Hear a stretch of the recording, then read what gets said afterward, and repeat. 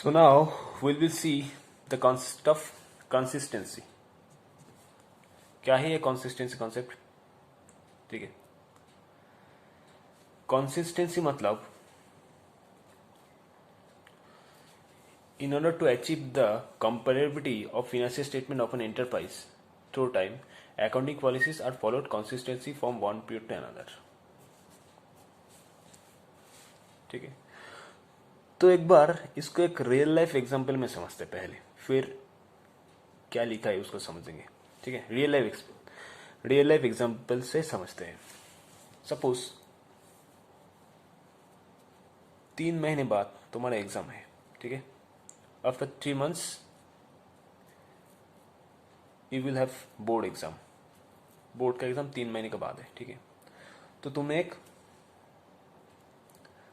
Study schedule prepare किया है. ठीक है,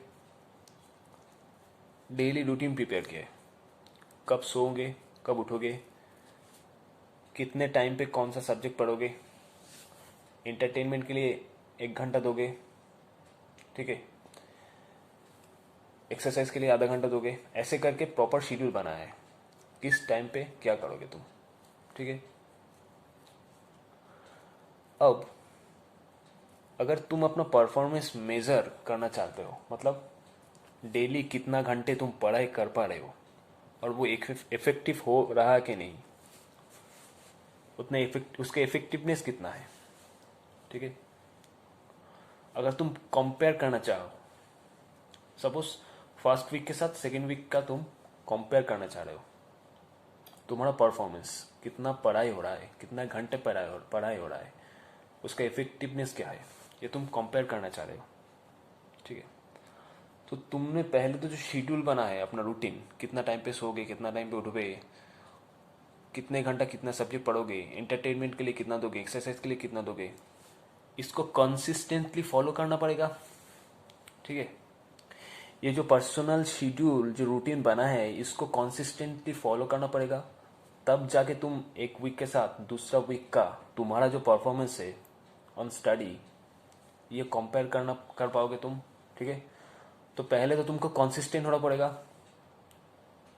शेड्यूल के साथ तुमको मैच करना पड़ेगा अपना टाइम. ठीक है, कंसिस्टेंटली तुम्हारा शेड्यूल जो है, तुम्हारा रूटीन जो है, उसको रियल लाइफ में अप्लाई करना पड़ेगा. तब जाके तुम एक वीक के साथ दूसरे वीक के अपना परफॉर्मेंस कंपेयर कर पाओगे. ठीक है, so this call consistency. Similarly business में भी इसी के तरीके से के साथ कंसिस्टेंसी प्रिंसिपल अप्लाई होता है. ठीक है, जैसे ये पे लिखा है, in order to achieve comparability of financial statement of an enterprise through time, accounting policies are followed consistently from one period to another period.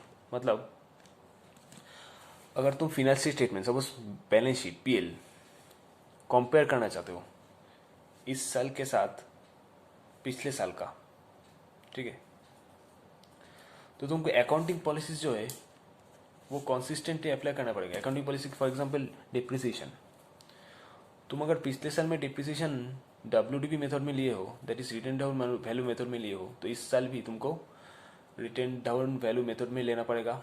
अगर तुमको ठीक तरीके से कंपेयर करना है प्रीवियस ईयर का प्रॉफिट एंड इस ईयर का प्रॉफिट. ठीक है, क्योंकि अगर अकाउंटिंग पॉलिसी तो डिफरेंट ईयर में डिफरेंट लोगे, तो उसका result that is net profit और लॉस भी डिफरेंट आएगा, क्योंकि as per different accounting policies उसका इम्पैक्ट प्रॉफिट एंड लॉस में डिफरेंट पड़ता है. समझ रहे हो. सपोज अगर WDV में 10,000 डिप्रिसिएशन आ रहा है और इस साल हम स्ट्रेट लाइन मेथड कर दिए उसको पॉलिसी चेंज करके, तो डिप्रिसिएशन सपोज 5,000 से बढ़ गया. ठीक है, तो 5,000 का मेरा डिफरेंस हो गया एक्सपेंसेस में. ठीक है, बहुत ज़्यादा डिफरेंस हो गया, बहुत ज़्यादा इधर उधर आ गया, क्योंकि मैंने अकाउंटिंग पॉलिसी चेंज कर दिया. इसीलिए प्रॉफिट एंड लॉस के डेबिट साइड में मेरा बहुत इंपैक्ट हो गया, एक्सपेंसेस बहुत बढ़ गया, क्योंकि मैंने पॉलिसीज चेंज कर दी अकाउंटिंग पॉलिसीज. तो अगर मैं अकाउंटिंग पॉलिसी कंसिस्टेंट रखता, WDV मेथड में ही रखता, तो थोड़ा लेस होता, थोड़ा कम होता डिप्रिसिएशन इस साल में अगले साल से, प्रीवियस ईयर से. ठीक है, तो कुछ ज़्यादा फर्क नहीं पड़ता. क्योंकि मेरा अकाउंटिंग पॉलिसी तो सेम है, WDB था, WDB ही है, मेथड ऑफ अकाउंटिंग पॉलिसीज। तो इसीलिए बोला है अगर फिनेंशियल स्टेटमेंट को ठीक तरीके से कंपेयर करना है, नेट प्रॉफिट कितना इंक्रीज हुआ डिक्रीज हुआ, बैलेंस शीट का पोजीशन क्या है, इसीलिए मेरे को consistently same accounting policies apply कर जाना चाहिए year after year. Okay, example देखो, बोला है कंपनी में adopt several methods of depreciation such as WDB, that is Braden-W method, SLM, that is straight line method, but company should follow same method year after year। उसको WDB अगर वो कर रहा है तो WDB कर जाना चाहिए ईयर आफ्टर ईयर, उसको चेंज नहीं करना चाहिए, ठीक है। लेकिन इस कंसिस्टेंसी का एक एक्सेप्शन भी है, मतलब कब तुम चेंज करोगे। However consistency doesn't prohibit change in accounting policies. इसका मतलब ये नहीं है कि मैं WDB मेरे को तो करना ही पड़ेगा। एक बार मैं WDB अप्लाई कर रहा हूँ डिप्रिसिएशन मेथड, तो जब तक मेरा बिजनेस एग्जिस्ट कर रहा है तब मेरे को WDB ही अप्लाई करना पड़ेगा। इसका मतलब ये नहीं कि मैं कभी भी उसको चेंज नहीं कर सकता। अगर बहुत ज़्यादा ज़रूरत पड़े, अगर सिचुएशन ऐसा अराइज हो कि मेरे को अकाउंटिंग पॉलिसीज को चेंज करना पड़ रहा है, ठीक है, तो मैं चेंज भी कर सकता हूँ, लेकिन उसके लिए अलग से उसको डिस्क्लोज करना पड़ता है अकाउंट्स में कि मैंने इस ईयर में WDB मेथड से स्ट्रेट लाइन मेथड में चेंज किया है पॉलिसीज़, या फिर और कोई अकाउंटिंग पॉलिसीज़ मैंने चेंज किया है, ठीक है।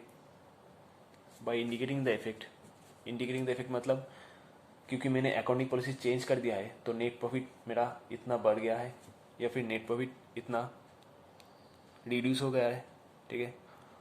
तो पहले तो डिस्क्लोज करना पड़ेगा कि अकाउंटिंग पॉलिसी चेंज हुआ। सेकेंडली उसका इफेक्ट क्या पड़ा है फिनेंशियल स्टेटमेंट पे, वो भी देना पड़ेगा, ठीक है।